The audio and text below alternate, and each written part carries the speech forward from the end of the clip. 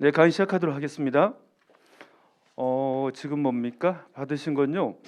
형사법 최신 중요 판례입니다. 그래서 여러분 좀 형사법 약하시잖아요. 그래서 이거 하고 또 뭐 하기로 했어요, 우리가? 사례 문제. 근데 좀 강의 할 게 많아 가지고요. 일단은 다음 주에도 저 수목을 다 쓰려고 했던 목요일 날 뭐 특강이 있다며요. 다른 특강. 그래서 수요일 날 하고 형법도 조금 뭡니까? 더 해야 될 부분이 있거든요. 응? 그래서 하란 대로 하세요. 여기서 뭡니까? 네 문제만 건지면 성공한 것입니다. 아시겠어요? 욕심도 많아. 네 문제면 됐지. 네 문제 몇 점이야? 네, 1번 너무나 중요하죠. 제가 동의해서 많이 냈었고 한번 읽어보도록 하겠습니다. 이런 거 사례 문제로 만들기 아주 좋은 문제입니다. 형법이랑 형사소송법이 같이 걸쳐져 있어요. 피고인 갑은 언니, 적으세요. 피해자 을은 동생, 여자분이 3명이 있었는데 자매분이 막내인데 동거하지 않은 자매 사이이다. 갑은 법원이 선임한 을의 부재자 재산 관리인으로서 을 앞으로 공탁된 수용보상금을 수령을 하였다. 그 법원은 을의 부재자 재산 관리인을 피고인에게서 즉 갑에게서 변호사 A인으로 개임하였다. 갑은 을의 부재자 재산 관리인으로 있는 동안에는 선량한 관리자의 주의이므로 피해자를 위해서 피해자의 재산을 보존하고 이용 계량할 임무가 있고, 그다음에 개임되어 주의를 상실한 경우에는 새롭게 선임된 부재자 재산 관리인이 피해자의 재산을 제대로 파악하고 보존 관리할 수 있도록 해야 할 임무가 있다. 그럼에도 피고인은 임무에 위배하여 새로 선임된 부재자의 재산 관리인에게 공탁금의 존재를 알려주지도 않고, 이 공탁금 뭐냐면 이 피해자 을이죠. 을이 뭡니까? 부모님한테 상속을 받았거든요. 상속을 받아가지고 수용이 돼서 공탁된 겁니다. 이 부재자 신세가 됐냐면 미국으로 뭡니까? 갔는데 연락이 안 돼. 아시겠어요? 그럼 부재자야. 그럼 이 부재자의 재산을 관리를 위해서 뭡니까? 개인이 선임하고 갈 수도 있고, 그럼 의무 대리인이거든요. 선임이 안 된 경우에는 법원이 뭐 해준다고요? 선정을 해준답니다. 그래서 법정 대리인 된 겁니다. 지금 스토리 아시겠죠? 그래서 재산상 손해를 가했다. 여기가 배임죄를 상징합니다. 언니는 지금 뭘 범했다? 동생에 대해서 배임죄를 범했다. A는 새로 선임된 뭡니까? 부재자의 법 재산 관리인죠. 법원으로부터 고소권 행사에 관하여 허가를 받아 갑을 배임죄로 고소를 하였다. 이 경우 부재자의 재산 관리인 A는 피해자 법정 대리인으로서 적법한 고소권자에 해당하므로 이 사건 공소 제기는 적법하다. 이번에 나오기로 돼 있습니다. 오늘 내야 돼. 보면 우리 형사소송법 225조 1항, 형소법 225조 1항이 뭘로 돼 있습니까? 밑에 써놨는데 피해자의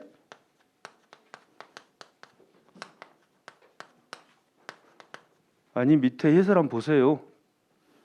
225조 1항 이렇게 적어놨는데, 그죠? 이 줄까지 확 써놨는데 피해자의 법정 대리인은 독립하여 고소할 수 있다. 이게 돼 있지 않습니까? 맞아 씁시다. 피해자의 법정 대리인은 독립하여 고소할 수 있다.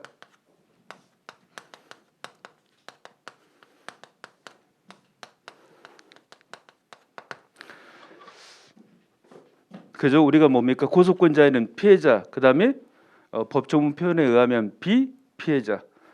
피해자는 직접 피해자 한정하고 간접 피해자는 안 된다. 그 다음 피해자가 뭡니까? 아닌 자가 고소권자가 되는 경우 3가지. 그 중에 먼저 2가지. 피해자가 무능력자라면 뭐? 법정 대리인. 그죠? 피해자가 사망한 경우에는 배직형. 오케이? 단 피해자가 무능력자라면 법정 대리인 고소권자가 되는데, 이 사람이 뭡니까? 피의자이거나 이 사람의 친족이 피해자라면 유해적으로 누가? 피해자의 친족이. 생모사건 피해자가 사망하면 배직형이 고소권자가 되는데 배우자, 직계 친족, 형제자매. 유해적으로 피해자가 사망했는데 그 범죄가 사자 명예훼손죄라면 누가? 사자는 친자만 좋아한다. 하나 더, 범죄가 친고죄인데 고소권자가 없다. 그러면 누가 고소권자가 된다고요? 검사로부터 이해관계인 신청, 검사로부터 지정받은 자, 이 사람 우리가 지정 고소권자.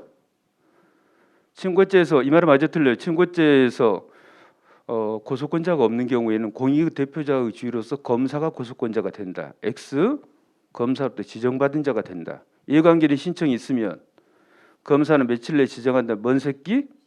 10새끼. 그냥 암기를 위해서 합니다. 10일. 저번에 7일이라 해서 다 불었던 적도 있다니까. 3년 전에 10일 다 했습니다. 근데 보세요. 이거 하나 하고 하겠습니다. 배경 지식이 필요하니까. 일반 사건 대부분의 사건은 뭡니까? 친고죄죠. 글씨를 잘 쓰는데 빨리 하기 위해서 일반 사건의 경우에는 검사가 뭡니까?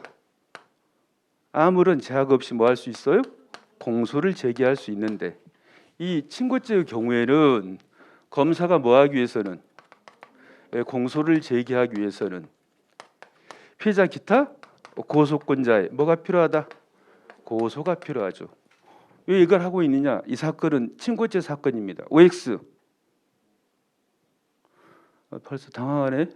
친고죄 사건입니다. 328조 2항 형법 비동거 친족사의 재산범죄가 일어난 경우입니다.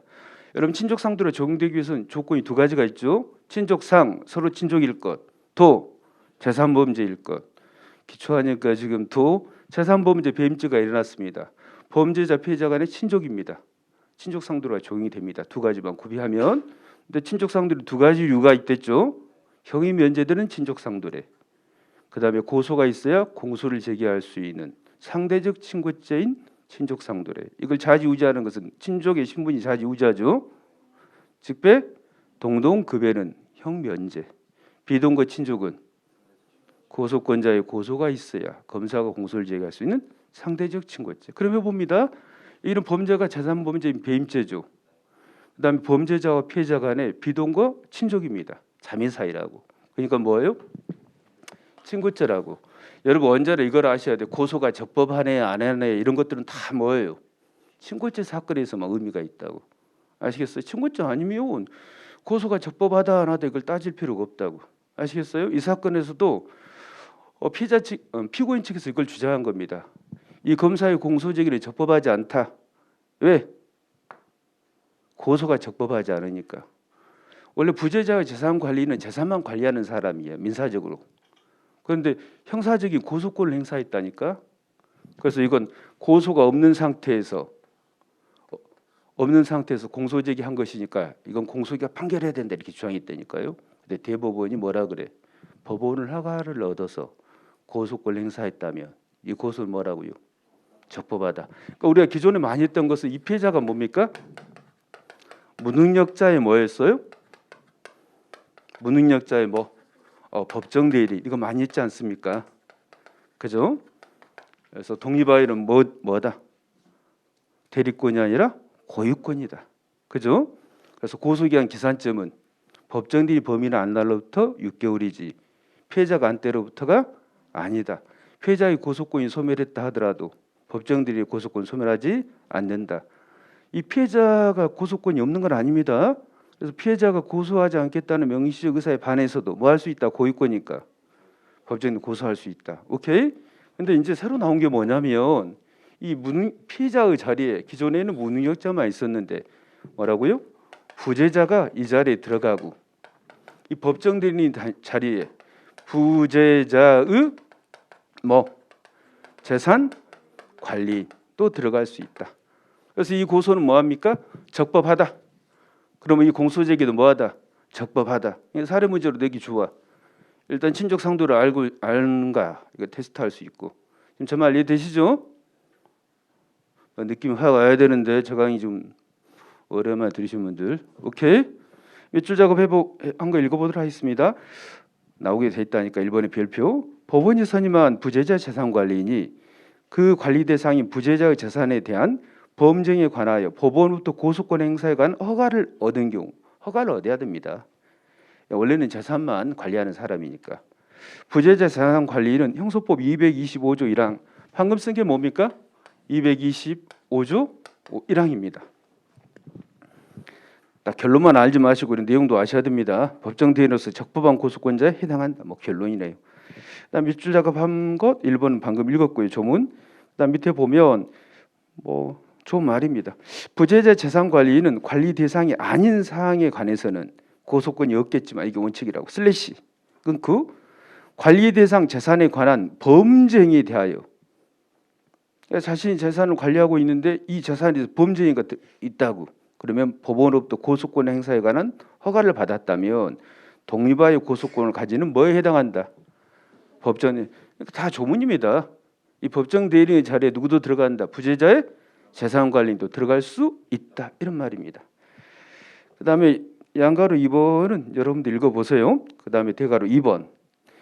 형법 361조가 뭐냐면 준용 규정입니다. 횡령죄와 배임죄에서 328조 친족 상도례, 그다음에 346조 동정은 뭘로 간주한다. 관리할 수 있는 동정은 재물로 간주한다. 이 두 가지 조문을 뭐 한다는 거 준용한다는 게 361조에 있답니다. 오케이? 그냥 봐요. 시간 없으니까 내 말 맞아. 또 확인하고 있어. 361조 준용 규정에서 여기 318조 2항에 따라 고소가 있어야 공소를 제기할 수 있는 이 사건. 정말 이해되시죠? 그래서 법원이 선임한 피해자의 부재자 재산 관리인인 공소예인이 법원으로부터 공소권 행사에 관한 허가를 받아 피고인을 고소하였다. 공소예인은 피해자의 법정 대리로서 적법한 고소권자에 해당한다. 그러면 검사의 공소유지기도 뭐하다? 적법하다. 오케이? 됐습니다. 그 다음에 네, 2번은 기존에 뭡니까? 사실은 있었던 판례입니다. 다시 새롭게 등장을 했는데 이건가 어려운데 빠른 속도로 하겠습니다. 양이 상당히 많이 걸리더라고요. 나한테 세보니까 근로자가 상위 수급인의 처벌을 희망하지 아니하거나 처벌을 희망하는 의사를 처리하는 의사 표시를 하는 경우에는 일단 먼저 하셔야 될 것이 임금을 체불하면 근로기준법 위반이다. 아시겠어요? 근데 이 근로기준법 위반의 죄는 반의사 불벌죄다. 이거 먼저 아셔야 되겠습니다. 여러 사정을 참작하여 여기에 하수급인 또는 직장 수급인의 처벌을 희망하지 않는 의사표시도 포함되어 있는지를 살펴보아야 하고 하수급인과 직상수급인을 배제한 채 오로지 상위 수급인에 대해서만 처벌을 희망하지 아니하는 의사표시를 하였다고 쉽게 단정해서는 안 된다. 그런데 복과에 밑줄만 읽어보겠습니다. 대가로 1번 근로기준법 여러 차례 도급에 따라 행해지는 경우에 하수급인이 직상수급인의 규칙 사유로 근로자 임금을 지급하지 못한 경우에는 직상수급인이 하수급인과 연대하여 하수급인이 사용한 근로자 임금을 책임지도록 하고 있다. 그렇지 않으면 뭐예요? 근로자가 보호가 안 되니까. 근데 근로기준법이 규정한 직상수급인과 상위수급인을 처벌하되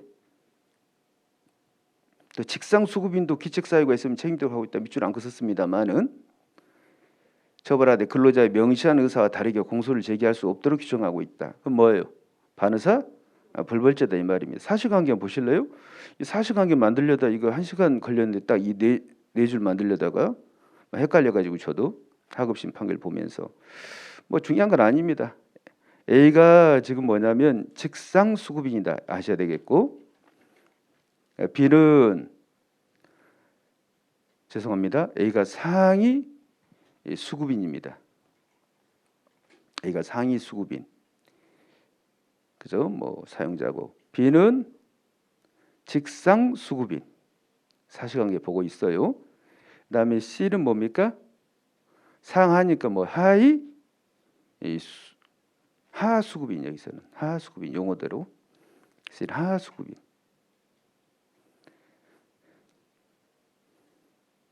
그러니까 닥터공사를 지금 뭡니까? 제도급 받은 하수급이다 적어져 있네요. 오케이? 네, 세모만 보시면 됩니다. 근로기준법 위반으로 A, B, C가 공소가 제기된 후 A가 대부분의 임금을 지급하여 A에 대한 처벌을 희망하지 않는 의사표시를 한 사실이 인정되는 경우 고소 취하서에는 A뿐만 아니라 B, C에 대한 처벌을 희망하지 않는 의사표시도 포함되어 있다는 판결이다. 한번 봅시다 여러분. 그러니까 지금 하청, 지하청, 제지하청 이렇게 내리는 겁니다. 영어만. 제일 처음 우리가 도급인이 있겠죠. 그 다음부터는 뭡니까? 그 다음에 수급인이지 않습니까? 원래 이걸 우리가 도급 계약 오케이? 그런데 이 수급인들이 여러 명이다 이 말. 하층을 내려가지고 제 A를 뭐라고 부를다고요? 네? 무슨 수급인? 상위 수급인. 그 다음에 B가 직상 수급인. 그 다음에 C가 뭡니까? 하 수급인. 이 갑돌입니다. 근로자. 누가 고용한? 하 수급인이 고용한 근로자야. 아시겠어요? 근데 임금 체불이 되고 있다고. 근로기준법에는 이 사람들 다 연대 책임을 만들어 놨다고. 그 전에 이제 어떻게 되는지 모르겠지만 아시겠어요? 닥터공사 관련돼서. 그런데 이 사람이 상위 수급인이 뭡니까? 근로자분들의 임금을 뭐예요?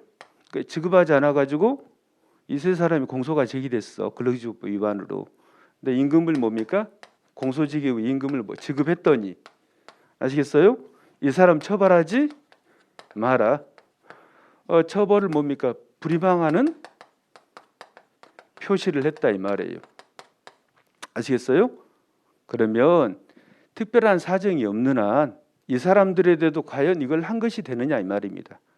B와 C에게도. 아시겠어요? 근데 이 사람만 언급했다 하더라도 여기 포함된 걸로 보자는 겁니다. 아시겠어요? 우리 판례가 이 불가분의 원칙이라는 표현을 쓰지는 않았습니다. 근데 이 했다면 여기에도 뭐가 된다? 불이방 표시를 한 걸로 봐야 된다. 그래서 이 사람만 공소기각 해줄 것이 아니라 여러분 327조 공소기각 판결 사유 6호가 뭡니까? 반의사 불벌죄에서 내내 가만히 있던 사람이 처벌을 희망하지 않는 의사 표시를 하거나 이미 처벌을 희망하는 표시를 한 사람이 이걸 뭐 할 때 철회를 하면 공소기각 판결 사유입니다. 오케이? 그래서 실제로는 이 사람만 했지만 여기에 이것이 포함되어 있다고 보자. 제 말 이해되시죠? 그래서 공소기각 해줘야 된다는 판결입니다. 여러분 그 고소 불가분의 원칙 한번 정리해 봅시다. 고소 불가분의 원칙. 고소는 뭐? 범죄자로 즉 공범으로 나눌 수가 없다. 오케이? 고소도 불가분이고 고소 취소도 불가분입니다. 이때 절대적 친고죄, 절대 친고죄의 경우에는 233조 고소 불가분의 원칙이 무조건 적용이 된다. 오케이? 그다음 뭡니까? 친고죄가 아닌 사건, 즉 반의사 불벌죄 사건이나 고발 사건은 무조건 적용되지 않는다. 범죄자 1인 고소, 그자만 고소. 오케이? 즉 공범자 1인 고소, 그자만 고소. 범죄자 1인 고소 취소, 그자만 고소 취소라고. 그런데 중간에 껴있는 상대적 친고죄는 뭐였어요? 일단 범죄가 재산죄야 되고 범죄자와 피해자 간에 모두 비동거 친족일 것, 즉 조건부 적용이다. 이렇게 읽었습니다. 불가분의 원칙이 절대적 친고죄는 무조건 적용이 된다. 절대적 친고죄가 뭐예요? 사모 비밀, 사자 명예훼손 모욕, 비밀침해, 업무상 비밀누설, 뭐 저작권법까지. 오케이? 그다음에 뭐라고요? 비친고죄는 무조건 적용되지 않는다. 판례가 있는 것 반의사 불벌죄 사건, 그다음에 고발 사건. 중간에 껴 있는 게 상대적 친고죄야. 상대적 친고죄는 비동거 친족 사이 재산 범죄이지 않습니까? 이 경우 조건이 뭐예요? 범죄자와 피해자 간에 모두 조카 1, 조카 2 해야 돼. 조카랑 뭡니까? 조카의 친구가 껴 있으면 안 된다고. 모두 비동거 친족간이니까 이렇게 정리하면 쉬워. 그런데 마치 고소 불가분의 원칙을 인정하는 것과 동일한 결론을 내린다 이렇게 생각하면 돼. 아시겠어요? 어차피 임금 받았으니까. 그래서 그 이야기입니다. 정말 이해되시죠? 비교 판례는 지금 불가분의 원칙을 반의사 불벌죄 준용되는지 여부 옆에다가 부정 하나 써두세요. 비교 판례 친고죄에 있어서 고소 불가분의 원칙을 규정한 233조 규정에 반의사 불벌죄 준용되는지 여부 옆에 뭐라고요? 부정 안 해도 되겠죠? 다시 한번 문제 한번 눈팅 한번 해보세요. 그러니까 즉 상위 수급인에 대해서 뭐 했다면 처벌을 희망하는 의사를 뭡니까? 여기는 철회를 했네요. 철회나 불이방 표시나 똑같습니다. 의사 표시가 포함되어 있다고 보자야. 여기는 이제 근데 결론 보면 뭐라고 돼 있어요? 대가로 2번 근로자 등이 상위 수급인인 공소의 투에 대하여 처벌을 희망하지 않는 의사를 표시한 때는 하 수급인이 피고인과 직상 수급인 피고인에 대한 처벌을 희망하지 않는 의사 표시도 여기 포함되어 있다고 봄이 타당하다. 아시겠어요? 제일 마지막 이걸 기억하셔야 되겠습니다. 대가로 2번에 동그라미 하셨어요? 다운표 하시든지 포함되어 있다고 봄이 타당하다. 누구만 해도 직상 수급인에 대해서 처벌을 희망하는 표시를 철회했다면 하수급인이나 그다음 뭐라고요? 직상 수급인에 대해서도 처벌을 희망하는 의사표시를 철회한 것이 포함되어 있다고 보자. 끝. 그 다음에 3번 보겠습니다. 그러니까 옵니다. 또 이렇게 해도 또 답을 꼭 물어보러 쉬운 시간 온다. 1번도 O, 2번도 O. 무조건 O라는 또 편견을 버리세요. 3번 피고인 갑은 피고인 아내가 운영하는 PC방에서 아내가 가게 운영하니까 찾아가 봤어. 그런데 의린 뭡니까? 자기 사랑하는 가로 열고 물음표 닫고 사랑하는 아내와 장모에게 욕설을 한 것에 화가 나서 손으로 뭡니까? 의뢰 멱살을 잡고 밖으로 나와 손을 끌고 피해자 가슴을 위에 폭행하였다. 일단 폭행죄가 발생을 했습니다. 갑돌이는 제1심 변론 종결 후 판결 선고 전인 제1심 법원에 피해자는 피고인에 대한 처벌을 원치 않고 이 사건에 대한 민형사상 일체 이의가 없다는 내용의 피해자 명의 합의서를 제출했다. 이 경우 가부 폭행죄에 대한 유죄 판결은 적법하다. 왜 X? 네? X죠. 일단 보세요, 여러분. 제가 고소랑 고소 취소는 다 똑같다 그랬어. 아시겠어요? 뭐 불가분의 원칙이든 고소나 고소 취소 방식이든. 근데 다른 게 딱 하나 있댔죠. 고소는 누구한테만 해야 돼? 수사기관한테. 고소 취소는 아니 공소제기 전은 수사기관한테 하고 뭐예요? 재판 단계에서는 법원에 하는 것이죠. 근데 232조 3항에 보면 친고죄 고소나 똑같다고 반환사 불벌죄도 이걸 그대로 준용해. 아시겠어요? 시기라든지 그다음에 효과 언제까지 해야 됩니까?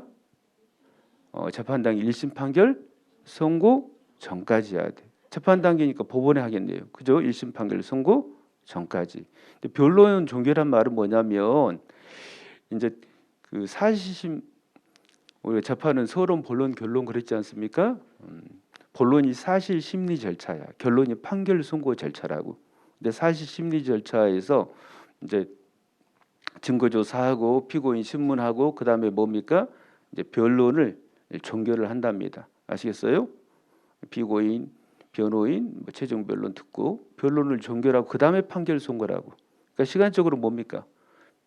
변론 종결 후이지만 판결 선고 전이라면 참 여러분 그 고소 뭡니까? 취소라든지 처벌을 희망하는 표시를 철회한다든지 또는 처벌을 불희망하는 표시를 하는 거 누가 하는 거예요?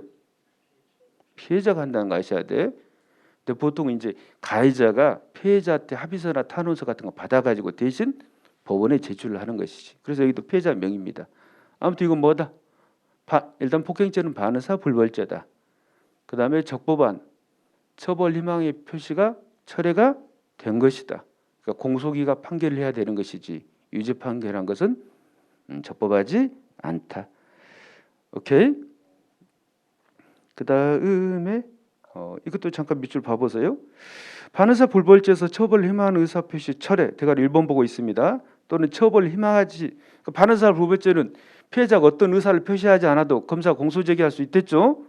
근데 처음으로 제1심 판결 선고죄를 입을 열었다니까 처벌하지 마세요 이야기야. 이미 처벌하라고 했던 사람은 처벌을 희망하는 표시를 뭐 하겠어요? 철회하겠죠. 언제까지 1심 판결 선고 전까지 할 수 있다. 그래서 220조 3항이고 3항이 1항과 2항을 준용해요. 친고죄 고소를. 계속 여기 좀 방식 알아두세요. 처벌을 희망하지 않는 의사표시나 처벌을 희망하는 의사표시 철회 방법 타이틀 붙인다면 진실한 동그라미 믿을 수 있는 방법 동그라미 진실한 의사 잠깐 이걸 따옴표 합시다 여러분. 피해자의 진실한 의사 따옴표하고 명백 동그라미 강력하게 그다음에 믿을 수 있는 방법 동그라미. 그러니까 피해자의 진실한 의사가 명백하고 뭐라고 믿을 수 있는 방법으로 표현이 돼야 된다. 이게 철회의 방법입니다. 오케이? 그다음에 이 말도 용어도 좀 알아두세요. 처벌을 희망하지 않는 의사표시 부존재 따옴표. 여러분 친고죄에서는 고소가 존재해야 됩니다. 검사가 공소를 제기하려면. 근데 반의사 불벌죄에서는 검사가 공소 제기하려면 그때 소송 조건이 뭐예요? 처벌을 희망하지 않는 의사표시가 존재 안 해야 됩니다. 그래서 부존재라는 표현을 쓴 겁니다. 이건 없어야 되는 것이니까 어려운 말로 소극적 소송 조건 그럽니다. 소극적 소송 조건 동그라미. 그다음에 직권 조사 사항입니다. 직권 조사는 뭐냐면 당사자가 신청 주장을 안 하다 하더라도 법원이 알아서 청구해야 되는 거. 아시겠어요? 그 정도 알아두시고 여기는 뭡니까? 이 합의서 제출은 적법하다 알아두시고 근데 여러분이 또 판단할 수 있는 사항을 밑에 보세요. 밑줄에 보면 원심은 이거 당사자가 주장 안 했거든. 이에 대하여 심리하지 않은 채 공소사실 유죄로 판단하였다. 원심 판결은 만원사 부벌죄에 관한 법리 오해, 법리는 법의 원리를 잘못 이해한 이 법이 있다.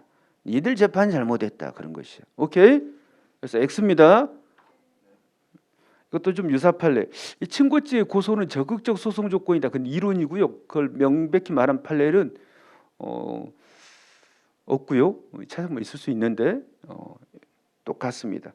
고발이 있어야 공소를 제기할 수 있는 범죄. 그러니까 친고죄 고소랑 같은 역할을 하는 것이죠. 뭐 공정거래법 위반해서 공정거래위원회 고발이 필요하다든지. 오케이? 조세포탈 사건에서 세무서장 등의 고발이 있어야 검사 공소 제기할 수 있는 게. 이건 뭐라 그러는데 있어야 되니까 적극적 동그라미. 이것도 뭐다? 직권으로 조사 판단 동그라미. 오케이? 같은 계열이다. 넘기겠습니다. 그다음에 4번도 뭡니까? 경찰직에는 내줘야 돼. 중요하다고 봅니다. 별표 하나 날리시고. 일단 제목 한번 읽어보겠습니다. 영사통보권이 있음을 고지하지 않은 사건. 제가 이거 다 읽어야 되나요? 봅시다. 사법경찰관이 인도네시아 국적의 외국인인 피고인을 출입국 관리법 위반의 현행범으로 체포하면서 소방과 모발은 임의 제출받았습니다. 이거 겁나 많이 했죠? 일단 뭡니까? 현행범 체포 현장에서도 뭐 할 수 있다. 218조에서 임의 제출 받을 수 있다. 현행범 체포 현장에서 뭡니까? 영장 없이 압수한 경우에는 사후영장을 요하지만 임의 제출 받은 뭐예요? 사후영장을 요하지 않지 않습니까? 그럼 현행범 체포 현장에서 임의 제출 받은 경우에는 뭐가 더 힘이 세다? 임의 제출 더 힘이 세다. 그래서 뭘 요하지 않는다? 사후영장을 요하지 않는다. 오케이. 그다음에 소빈 검사 결과에서 향정신성 의약품이 반응이 나타나자 뭡니까? 이걸로 뭡니까? 모두 자백하고 또 구속까지 됐으면 현행 체포에서 구속이 됐어요. 피고인이 검찰 수사 단계에서 자신의 구분 사실을 영사관에 통보할 수 있음을 알게 됐음에도 수사기관 영사기관 통보를 요구하지 않은 경우 체포나 구속 절차의 영사 관계에 관한 비엔나 협약. 영사 여러분 그 경찰 시간 공부하시죠? 한 명만 강의를 들었나 봐요. 아니 그 뭐야 카지노? 요즘에 인기 있는 거 카지노. 뭐 유튜브에 그 유학에서 잘 올라오던데 보면 보셨죠? 함정사 이제 안 걸리네. 좋습니다. 보면 안 되겠죠. 아직은 다음 몰아치기로 보세요. 근데 거기도 보면 필리핀에서 뭡니까? 이제 그 우리나라에서 파견된 영사들이 있어. 그래서 이제 자국민을 보호하기 위해서. 여기도 우리나라에 지금 뭡니까? 인도네시아 측에서 파견된 영사가 있겠죠. 그래서 비엔나 협약에 이런 게 있답니다. 그 영사 통보권을 고지하라고. 그래서 영사 관계에 관한 비엔나 협약을 위반한 위법이 있으나 여러분 이 협약의 효력은 뭐냐면 국내법과 동일한 법률과 동일한 효력이 있습니다. 오케이? 그것도 알아두시고 그래서 위법이라는 표현을 쓰는 겁니다. 절차 위반의 내용과 정도에 중대하거나 절차 조항이 보호하고자 하는 외국인의 뭡니까? 본질적으로 권리를 침해했다 볼 수 없다. 그래서 체포나 구속 이후 수입된 증거와 이에 기초한 2차 증거들은 유죄인 증거를 사용할 수 있다. 옵니다. 빤스도 내용 좀 보겠습니다. 대괄호 1번 수사기관 외국인을 체포하거나 구속하면서 지체 없이 영사통보권이 있음을 고지하지 않은 경우 다운표 영사통보권이 있음을 고지하지 않은 경우 이 체포나 이 구속은 뭐다? 위법한가? 위법합니다. 위법은 하다고. 네? 가볍게 제목만 쭉 끌까요? 그 바로 밑에 있는 거 영사관계에 관한 비엔나 협약 자만을 한 번씩 읽어보시고 그다음에 그 다음 단락에 보면 경찰 수사규칙 밑줄 읽어보겠습니다. 이 협약은 아까 영사관계에 관한 비엔나 협약을 말합니다. 경찰 수사규칙 속없이 조문 외우는 사람 없겠죠. 여기는 외국인을 체포 구속하는 경우에는 지체 없이 또 좀 알아두세요.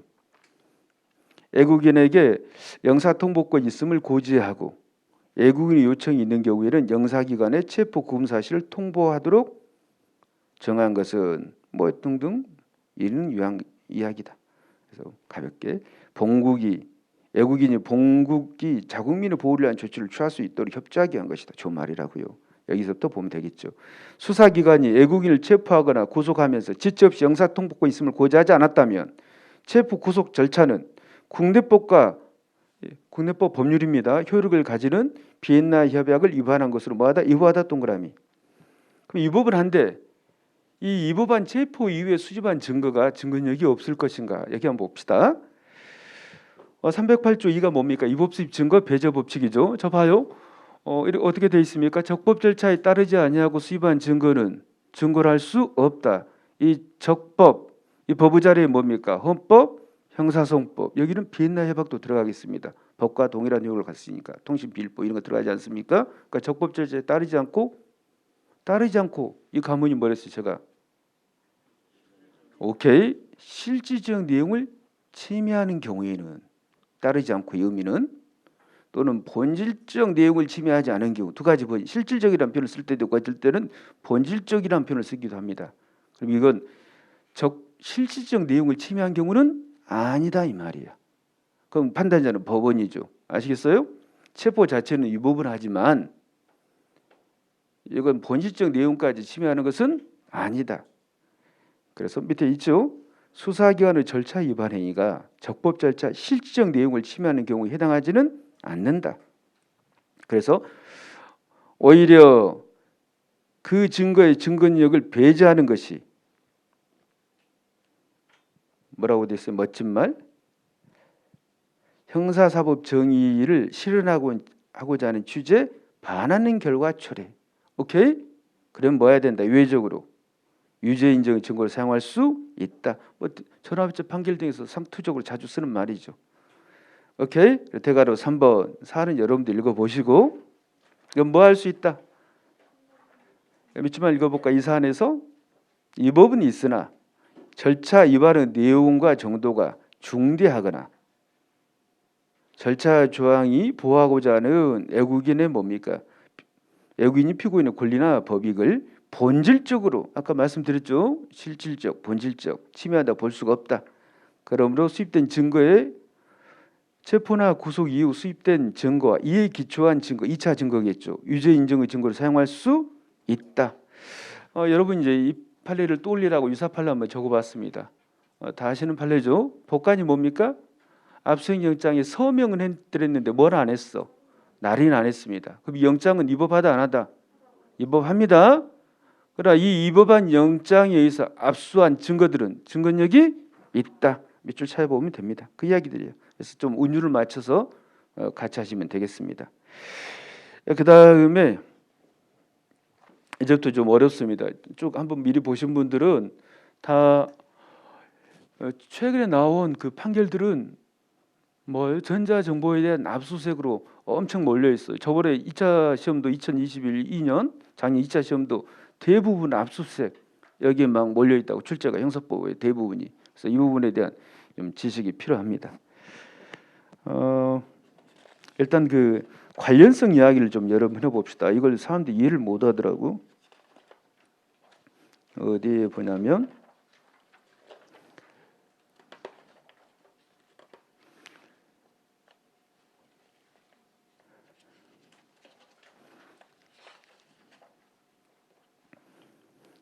네, 15페이지 한번 보실래요?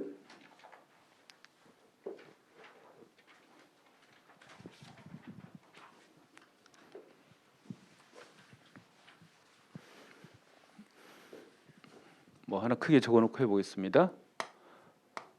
갑돌이 피해자입니다. 그 다음에 술액죄, 범죄, 혐의, 사실. 오케이?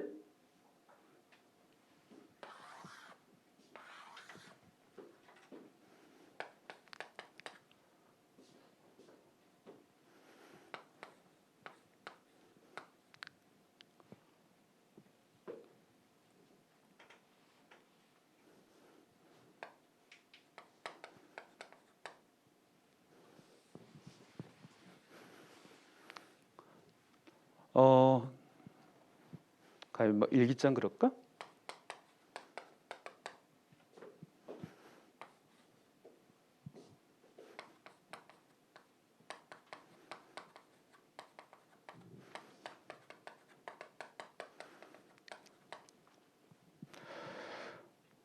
보세요.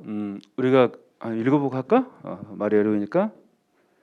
봐요, 여러분. 그 15페이지에 대괄호 2번 보겠습니다. 24번. 범죄 및 사실과 관련된 전자 정보를 뭐 안 해도 됩니다. 범죄와 관련된 압수물 이렇게 생각하시면 돼. 이걸로 읽을까요? 전자 정보는 범죄 및 사실 그 자체.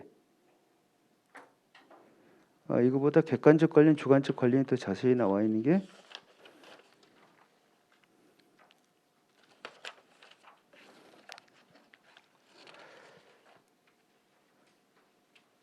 한번 봅시다. 한번 찾아보세요. 객관적 관련성, 주관적 관련성을 제가 자세히 적어놓은 게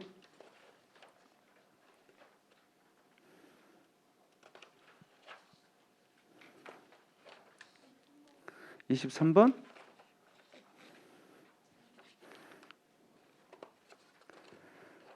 계속 적어놨는데 여러분 잊지 말라고. 23번이에요?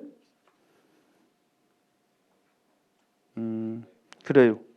23번 좋습니다. 대괄호 2번. 대괄호 1번 보겠습니다. 영장 발부 사유로 된 범죄 및 사실과 무관한, 그러니까 일단 215조 조문이 있죠. 대괄호 1번. 그래서 사례 문제가 또 응용돼서 나오면 풀 수 있어야 됩니다. 이해를 해야지. 215조는 뭡니까? 수사기관 압수수색 검증은 원칙적으로 영장이 한다. 이게 215조고, 216조는 뭡니까? 수사기관 압수수색 검증에 영장주의 예외가 규정돼 있지요. 조문들 다 외우고 있으라 믿습니다. 읽어나 볼까요? 범죄사에 필요한 때는 피해자가 죄를 범할 때 의심할 만한 뭐가 있고, 정황 동그라미 뭐 다시죠. 범죄 및 상당한 이유가 아닙니다. 정황만 있으면 되죠. 그래서 범죄 및 그다음에 뭐예요? 해당 사건과 관계가 있다고 인정할 수 있는 것에 한정한, 이게 중요한 말입니다. 지금 여기서 포인트는 해당 사건과 관계가 있다고 인정할 수 있는 것에 한정하여 뭐한다? 압수할 수 있다고 영장에서.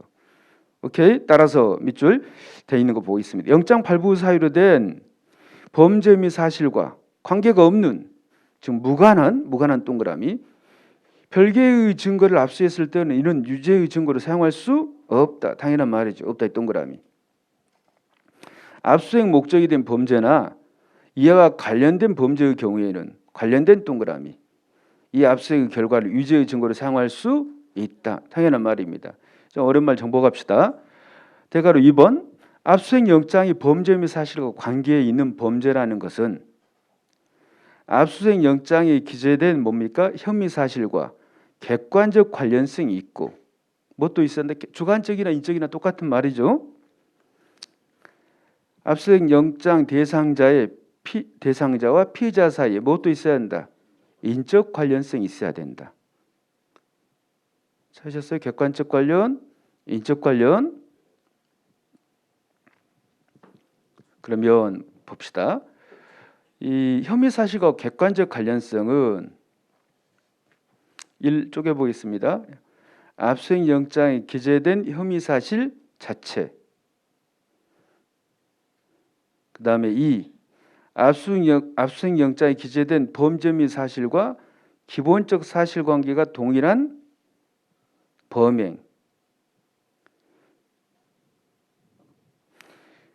압수수색 영장에 기재된 뭐라고? 범죄 및 사실, 그와 기본적 사실관계가 동일한 범행과 직접 관련되는 경우, 이게 한 텀으로 하시고, 그 다음에 3. 범행의 동기만 봐. 범행의 동기 등을 증명하기 위한 간접 증거나 정황 증거로 사용될 수 있는 경우에도 인정될 수 있다. 3이 중요합니다. 범행의 동기를 증명하기 위한 뭐라고요? 간접 증거나 정황 증거도 객관적 관련성이 있다. 그 다음에 이 용어를 연습을 해야 돼. 여러분은 이 객관적 관련성은 가로가로를 해야 돼.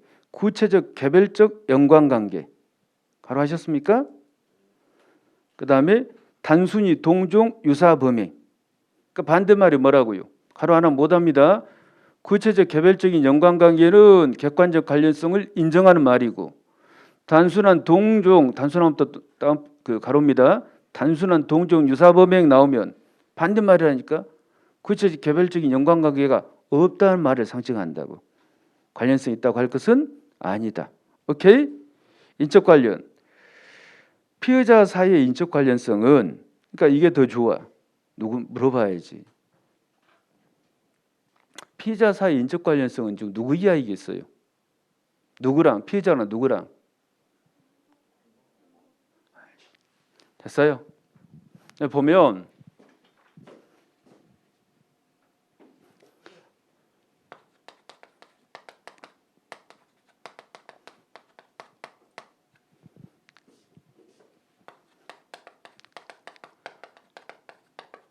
읽고 나서 합시다. 일단 이걸 이해를 못하네. 말이 어렵긴 하죠. 피해자 사이의 인적 관련성은 압수수색 영장에 기재된 대상자의 공동정범이나 참 이게 여기 나오잖아. 이 사람이야. 압수수색 영장에 기재된 대상자 아시겠어요? 대상자랑 누구랑? 피의자 사이. 아까는 순서를 여기 대가로 이번에 시작할 때는 있었잖아. 압수수색 영장 대상자와 피의자 사이 인적 관련성이라고. 아시겠어요? 그러면 압수수색 영장에 기재된 대상자의 공동정범이나 교사범이나 등 공범이나 간접정범 여기까지가 의무적 공범이죠. 의무적 공범은 물론 뭣도 된다. 필요적 공범도 된다고. 설명 잠깐 해보겠습니다. 여기까지가 안 되신 분은 보세요. 갑돌이가 피해자하고 지금 뭡니까? 범죄 및 사실은 뭐라고요? 네? 술했죄라고. 이해를 하면 이거 먼저 이해를 하고 여러 판례를 한번 봐야 돼. 근데 압수영장에 보니까 압수 대상자가 갑이야. 아시겠어요? 압수할 물건이 뭐냐면 일기장이야. 그러면 이걸 보는 것이라고. 이것과 이것을 보는 걸 뭐라 한다고? 인적 관련이라 그런다고. 아시겠어요? 그 다음에 범죄 및 사실. 아니 여러분 범죄는 인적. 저 기초 강의를 때 하지 않습니까? 범죄자는 말 잘못했죠 지금. 범죄는 뭐라고요? 객관적. 범죄자는 주관적 또는 인적 그런 데 있지 않습니까? 여기는 범죄고 이건 범죄자잖아. 보세요 여러분. 1장에 수뢰 사실이 적어져 있다고. 봐봐 압수영장 이렇게 돼 있어. 압수 대상자 갑, 압수한 물건 갑돌이 뭐라고? 일기장. 그럼 벌써 이건 쉽지요?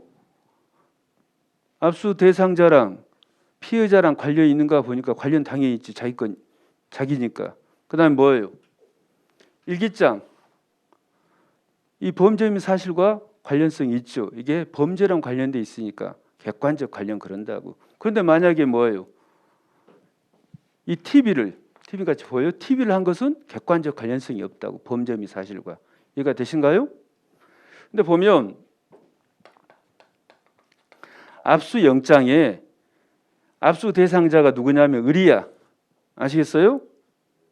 그 다음에 금전 내역을 기재한 수첩이야. 그러면 이 압수 대상자가 지금 뭡니까? 누구인 경우? 의리인 경우. 지금 수사 대상이 되는 건 뭐라고? 갑이라니까.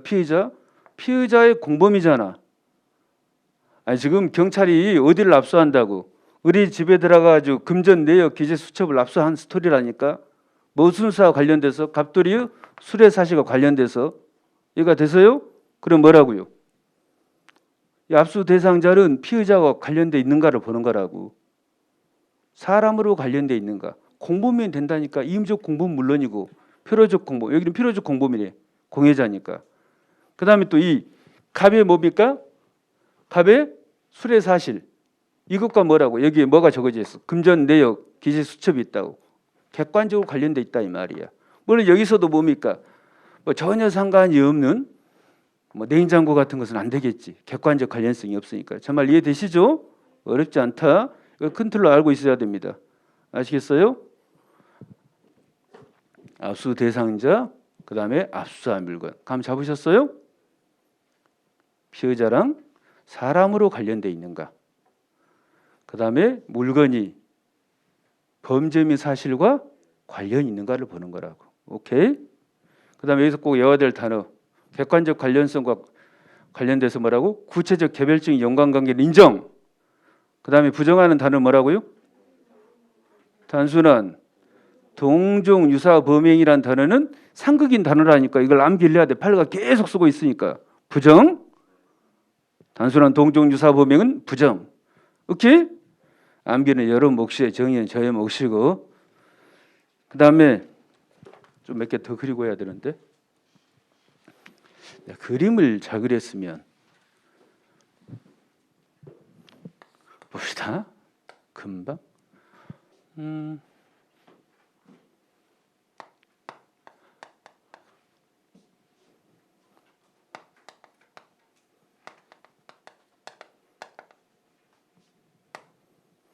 전자정보. 전자정보가 뭐한데? 저장된 뭐예요? 저장된 저장 정보. 전자정보가 저장된 저장 매체.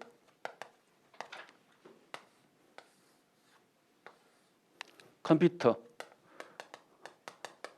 또는 휴대전화. 오케이? 여기는 여러 가지 뭡니까? 뭐가 있다? 전자정보가 있다. 다 적어. 전자정보. 오케이?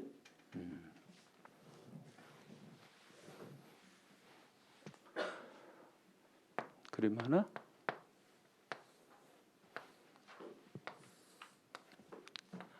떨어져 있으면 뭐라 그래요? 원격지. 원격지에 저장된 전자 정보 풀어 쓴 겁니다. 원격지 저장 전자 정보 이렇게 판례가 표현해. 아시겠어요? 이렇게 알고 있는 거 여러분 뭐예요? 중국에 뭡니까? 서버라든지 또 요즘 등장하는 게 클라우드. 한 번도 안 써봤는데 강의하기가 좀 민망하다. 클라우드는 들어보셨죠? 그래 이거 하면 이제 그 공부하기가 못 만들기는 됐습니다. 오케이. 그다음에 A 하나 할까? 그러니까 이 사람이 이제 제출한 경우도 있고요.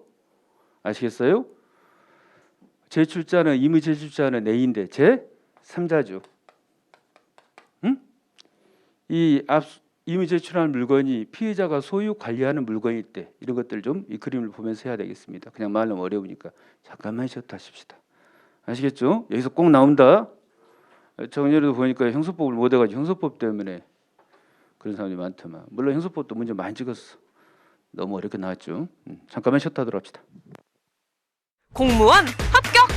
에듀윌 합격 패스!